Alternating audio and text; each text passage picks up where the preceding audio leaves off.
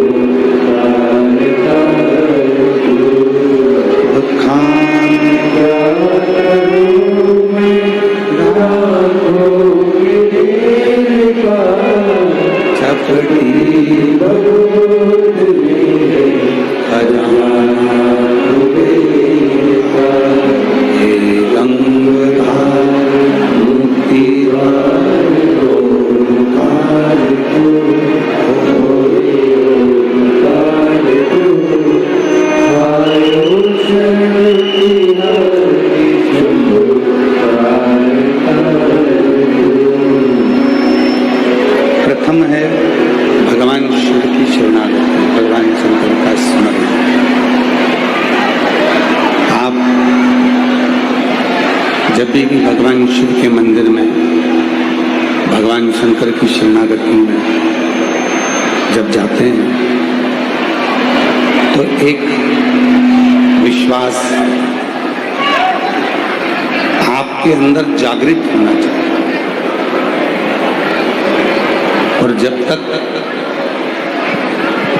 वो भरोसा, वो विश्वास आपके अंदर नहीं होगा, तब तक भगवान शिव की कृपा हो नहीं सकती। रामचरितमानस में तुलसीदास बाबा जी ने भगवान शिव को विश्वास कहा। कारण क्या है? तुलसीदास जी बाबा कहते हैं कि भगवान शिव एक भरोसा, एक विश्वास, एक विश्वास, एक भरोसा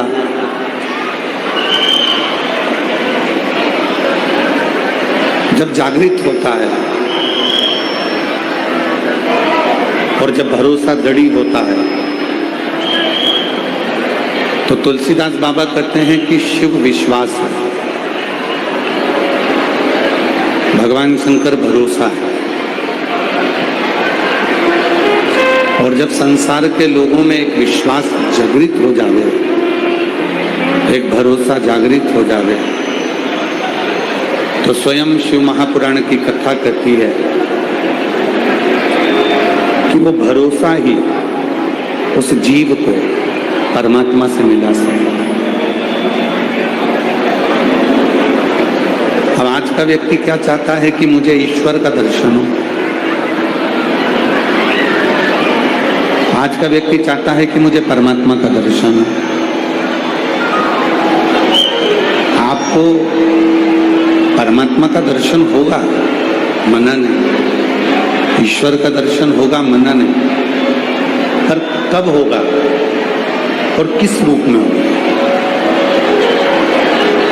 ईश्वर का दर्शन होता है जब हमारा भरोसा, हमारा विश्वास दृढ़ होता है,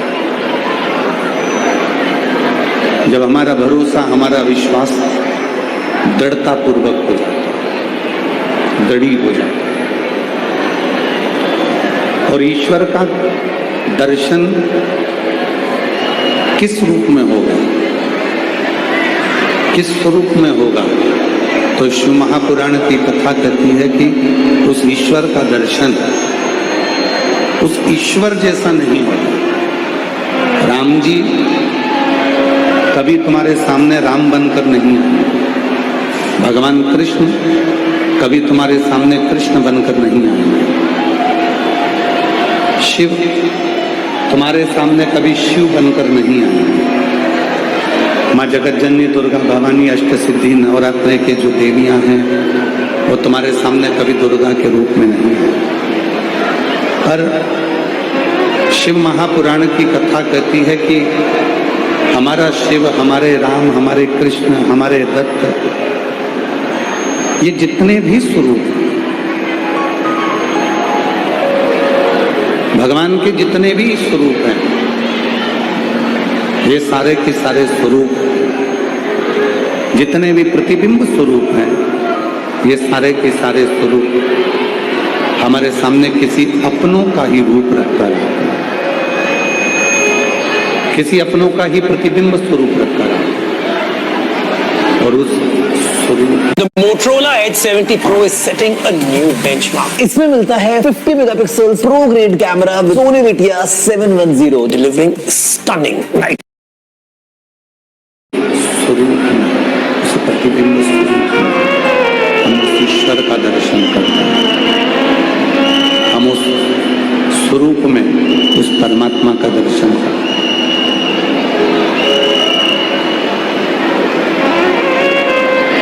जब हमारा वो परमात्मा अपना स्वरूप छोड़कर आता है, अपने असली स्वरूप में मेरा ईश्वर, मेरा परमात्मा कभी नहीं आता।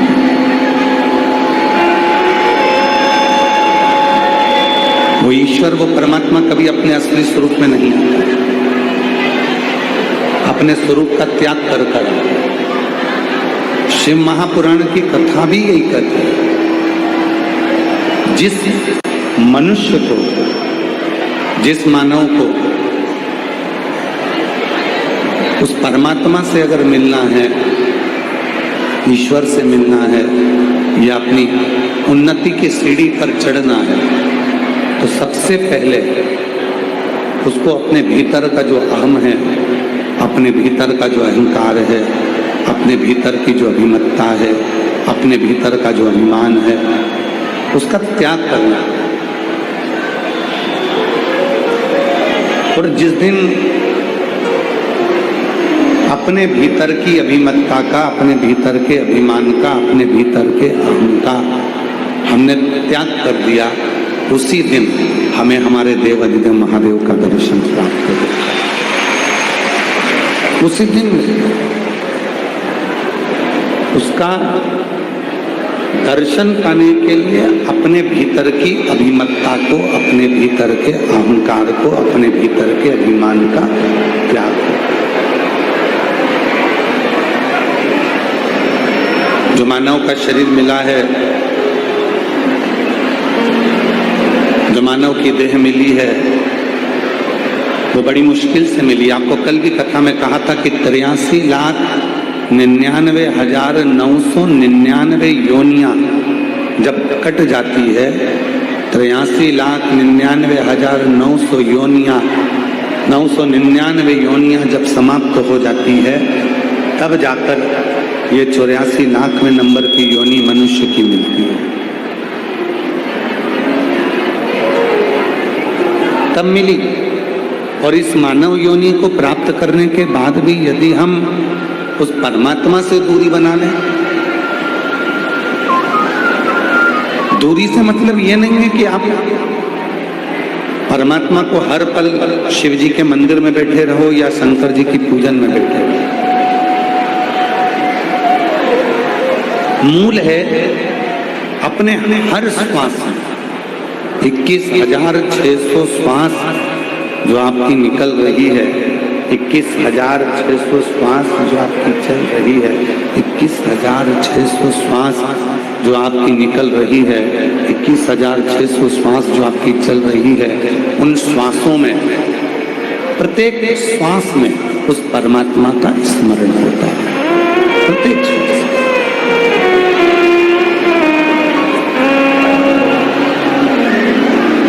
मैंने मानव जन्म तुझको हीरा दिया, मैंने मानव जन्म तुझको हीरा दिया,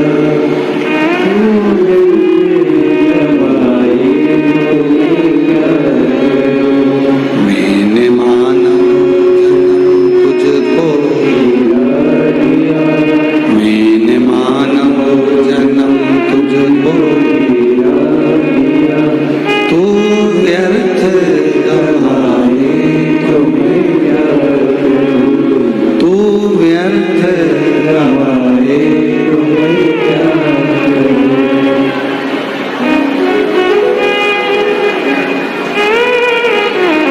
ये मानव की देह अब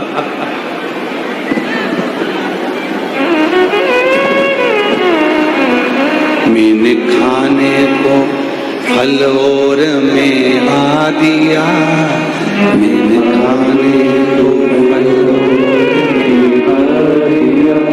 मैंने खाने को फल और मेवा दिया,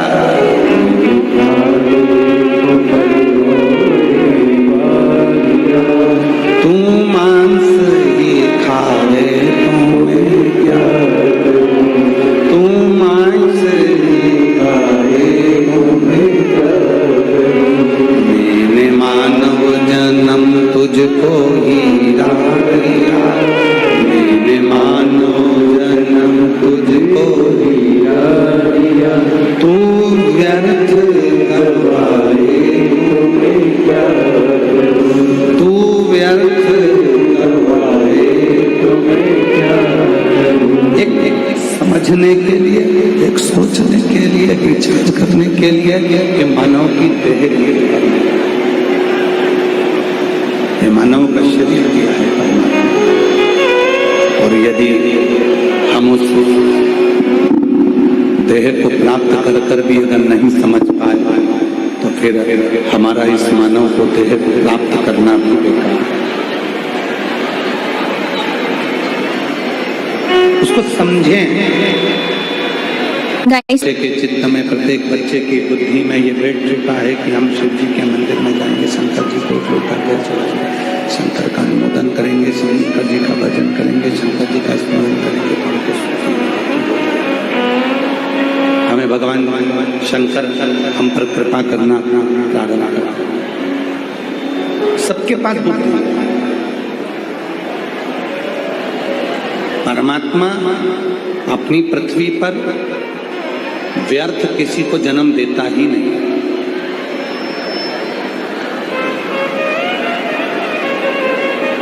और याद रखना, ये दुनिया के लोग कहते हैं हे भगवान तूने मुझे दुख दे दिया, हे भगवान तूने मुझे तकलीफ दे दी, हे भगवान तूने मुझे कष्ट दे दिया, हे भगवान तूने मेरे साथ में ऐसा कर दिया, हे भगवान तूने मुझे ऐसा कर दिया। ये भगवान नहीं करता, तुम्हारे कर्म करते हैं। जैसे कोई व्यक्ति हॉस्पिटल में भर्ती हुआ, बीमार था, हॉस्पिटल में उसको भर्ती कर दिया, और हॉस्पिटल में भर्ती करा, और हॉस्पिटल में भर्ती करने के बाद उसका इलाज चला, उसका ट्रीटमेंट चला। सारा इलाज होने के बाद में जब वो घर जाने लगा तो उसको एक थैली में, एक बैग में भरकर दवाइयाँ दी गई, औषधि दी गई। उस व्यक्ति ने कहा कि मैंने सारा इलाज करवा लिया, इंजेक्शन लगवा लिए, बोतल लगवा ली, गोलियां खा ली, 15 दिन से इस हॉस्पिटल में पड़ा था, मैं 15 दिन से अपना इलाज करवा रहा था, तो अब मेरे को ये बैग भरकर दवाई गोली क्यों दी है? तो डॉक्टर ने कहा ये घर जाकर खाना पड़ेगा। उसी तरह जैसे हॉस्पिटल से छुट्टी होती है तो घर जाकर भी दवाई खाना पड़ती है।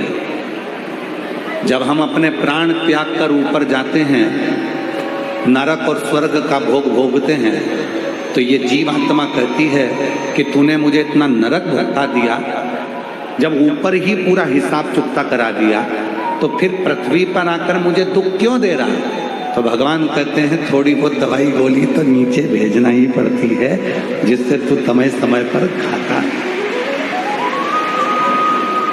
ये जितने भी दुख हैं, ये जितनी भी तकलीफ हैं, ये जितने भी कष्ट हैं, ये जितनी भी बीमारियां हैं, ये जितने भी तकलीफ हैं, कष्ट है, बीमारी है और रोग है, ये जितनी जितनी तकलीफें हैं, ये सब हमारे पूर्व के कर्म के अनुसार हमारे थोड़े थोड़े भोग हमको भोगना, थोड़े थोड़े, ये अपने कर्म के अनुसार। तो फिर निवेदन करूं मैं आप सबको, मत बुरे कर्म कर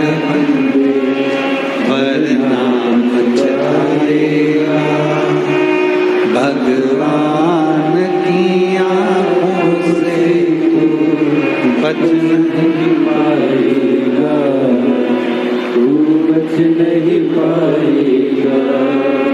अरे ज्ञानी मत करना दानी, अरे ओ अज्ञानी मत करना दानी। तेरे कर्म का फल भी तू ही पाएगा जैसा किया तूने, तेरे आगे आएगा। मत बुरे कर्म कर वरना पछताएगा। भगवान की आंखों से तू बच नहीं पाएगा, तू बच नहीं पाएगा। अरे ओ अज्ञानी मत करना अरे ओ अज्ञानी मत करना। अपने कर्म का भोग अपने को हम नरक में जाकर स्वर्ग में जाकर उसका भोग कितना भी भोग लें, परंतु पृथ्वी पर आकर भी हमको अपना भोग भोगना है। अपना भोग तो हमको भोगना। गुरु की करनी गुरु भरेगा, चेला की करनी चेला और उड़ जाएगा हंस। गुरु को भी भोगना, ऐसा नहीं कि कोई गुरु नहीं भोगता, उसको भी भोगना पड़ेगा, उसको भी भोगना। एक बड़ा सुंदर प्रसंग है शिव महापुराण का। तो शंकर जी के भक्त थे, बड़े उपासक थे, शिव की साधना करते थे।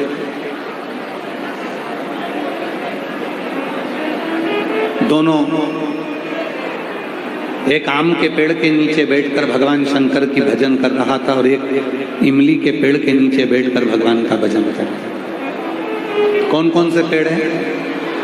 आम का और इमली। एक आम के पेड़ के नीचे बैठा भगवान का तप कर रहा है, भजन कर रहा है, साधना कर रहा है, और दूसरा इमली के पेड़ के नीचे बैठकर तप साधना। दोनों तप में लगे, दोनों साधना में लगे। एक दिन वहीं से तुमरुका जी निकल कर जा रहे हैं और शिव जी के एक ऐसे भक्त हैं तुमरुका जी, जिनका मात्र स्मरण ही शिव जी के नाम को प्रबल और शिव उस तुमरुका के नाम को प्रबल कर। इसलिए शिव जी का नाम है तुमरुकेश्वर महादेव। क्या नाम है? जम के बोलो जरा, तुमरुकेश्वर महादेव।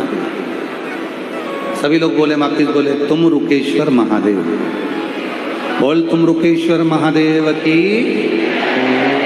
शिव जी का ये ऐसा नाम है, हम पहले भी कहे हैं, जिस नारी को बच्चा ना हो, गर्भ ना हो, 15 साल 18 साल 20 साल जिसके हो गए।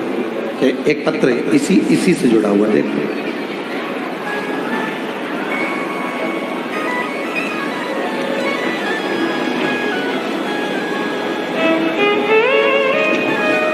ओ हेलो, इन्वेस्टिंग के लिए इंटेलिजेंट बनना है तो vitamin B1, B6, B9, B12। ओ हेलो, इन्वेस्टिंग के लिए तेरा ऐप इंटेलिजेंट होना चाहिए। Trading signal smart.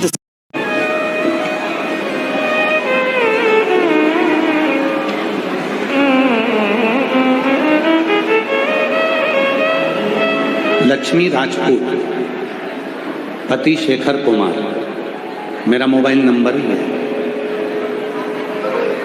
प्रणाम करती हूँ। मैं फरीदाबाद से आई हूँ। कहीं बैठी हूँ तो हाथ हिला सकती हैं, और अगर बैठी हूँ और बच्चे आए हों साथ में तो ला सकती हैं। मेरी शादी 18 नवंबर 2023 में हुई थी। शादी के 11 वर्ष हो गए, लेकिन संतान का सुख नहीं। ऐसा कोई डॉक्टर नहीं बचा जिसको मैंने नहीं दिखाया। मन बहुत दुखी हो गया कि गुरुजी, फिर किसी ने मुझे सफेद आंकड़े की जड़ का उपाय बताया। और कहा तुमरुकेश्वर के नाम से तुमरुका जी का नाम लेकर शिव जी पे से 21 बार घुमाकर लाल धागे में अपनी कमर पर बांधा। पशुपतिनाथ का व्रत किया, 2 बार सफेद आंकड़े की जड़ का प्रयोग किया, पशुपति व्रत किया। और बाबा ने ऐसी कृपा कर दी गुरुदेव, डॉक्टर मना कर दिए थे कि मैं मां नहीं बन सकती, पर बाबा की कृपा से एक बार में अगर जड़ का प्रयोग करा तुमरुका जी के नाम से, दूसरी बार करा, तीसरी बार तुमरुकेश्वर के नाम से करा, और बाबा की कृपा से 11 साल बाद 5 नवंबर 2024 को मेरे घर में पुत्र रत्न की प्राप्ति। 11 साल के बाद मेरे घर में संतान की प्राप्ति हुई, पुत्र रत्न की प्राप्ति हुई। तुमरुकेश्वर शिव जी का वो नाम है जो हमारे जीवन की सारी बाधाओं को, हमारे जीवन की सारी अड़चनों को, रुकावट को दूर करता। हम यहाँ तक कहें तुमरुकेश्वर, और हम तो आप लोगों को साधुता देंगे। आने वाले समय में लगभग थोड़ा समय और बाकी है, तो हम सीहोर में बाबा की कृपा से, आप सबके सहयोग से एक तुमरुकेश्वर कॉरिडोर तुमरुका के नाम से बन रहा है, जिसमें तुमरुका जी के पूरे जीवन चरित्र की झांकी का दर्शन आप भारत की, पूरे विश्व में केवल सीहोर में कुबेरेश्वर बाबा की धरा पर तुमरुका जी का कॉरिडोर बन रहा है, जिसको विठलेश सेवा समिति बना रही है। विठलेश सेवा समिति कुबेरेश्वर धाम बनवा रहा है, और आप सभी का सहयोग उसमें मिल रहा है, और उस कॉरिडोर का निर्माण हो रहा है। आने वाले भक्त जब कुबेरेश्वर धाम पर पहुंचे, वहां कंकर शंकर पूजन करें, जो 400 साल पुराना बट का पेड़ है उसका दर्शन करें, परिक्रमा करें, कुबेरेश्वर धाम की परिक्रमा करें, और बाबा की कंकर शंकर पूजन कर कर, बाबा की सुंदर स्वरूप का दर्शन कर कर, कॉरिडोर में भी तुमरुका जी ने जैसी जैसी लीला करी, वह सारी लीलाओं का दर्शन एक ही जगह पर हो जाए और लोगों की जिंदगी सार्थक हो जाए, उस भाव से प्रयास कर रहे हैं कि तुमरुका जी का एक सुंदर सा विग्रह वहां रहे शिव जी के साथ, और कोई भी स्त्री जिसके 20-20 साल तक भी अगर औलाद ना हो, तो बाबा से अपने मन की बात कहे और उसके घर में संतान की प्राप्ति हो जाए। ये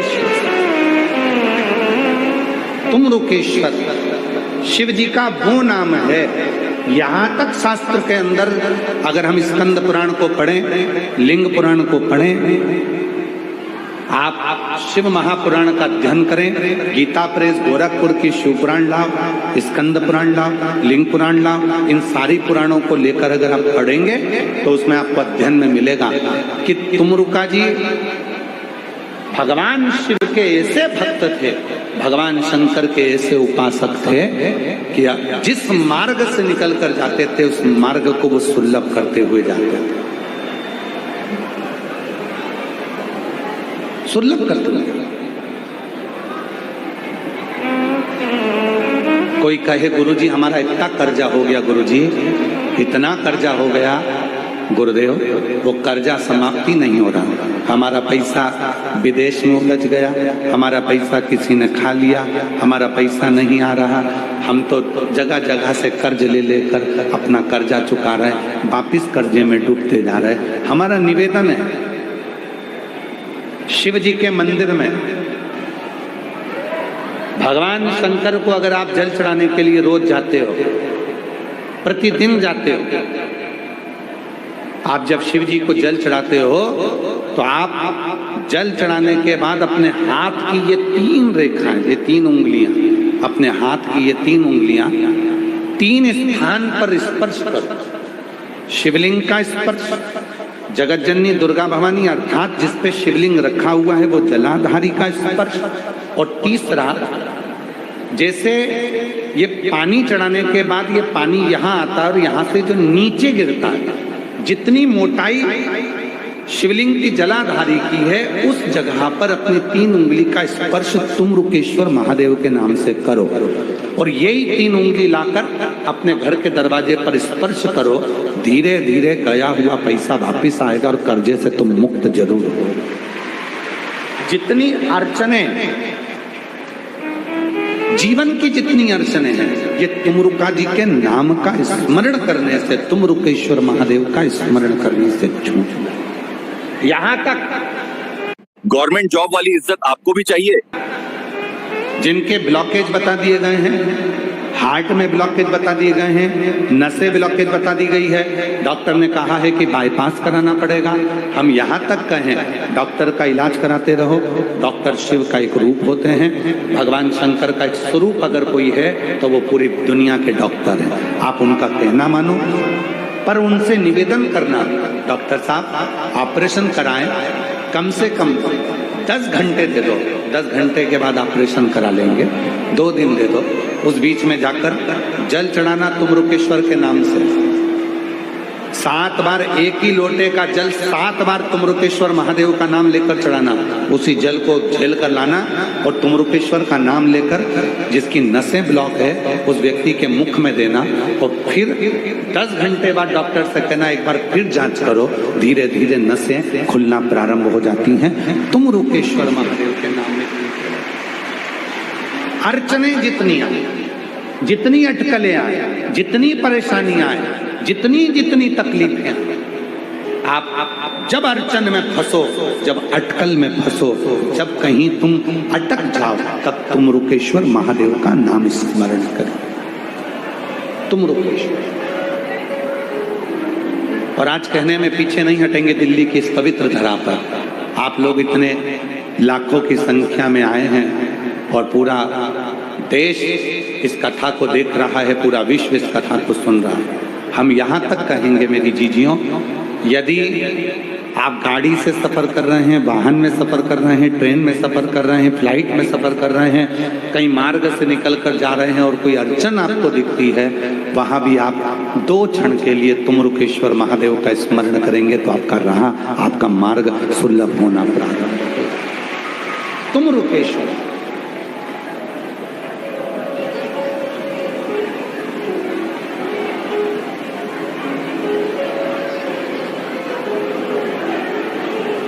भोलेनाथ सुना दो ऐसी कथा, जिसे सुनकर मैं भी अमर हूं। शिव महापुराण की प्रथम कथा का कोई वक्ता है? शिव महापुराण की कथा को सुनाने वाला यदि कोई प्रथम वक्ता है तो वो मेरे तुमरुका जी महाराज हैं, जो भगवान शिव और पार्वती को कथा श्रवण कर रहे हैं। शिव और पार्वती को जो कथा श्रवण करा रहे हैं, शिव पार्वती को जो कथा सुना रहे हैं, वो तुमरुका जी। तुमरुकेश्वर। जिसे सुन कर मैं भी अमर हो लूं, जिसे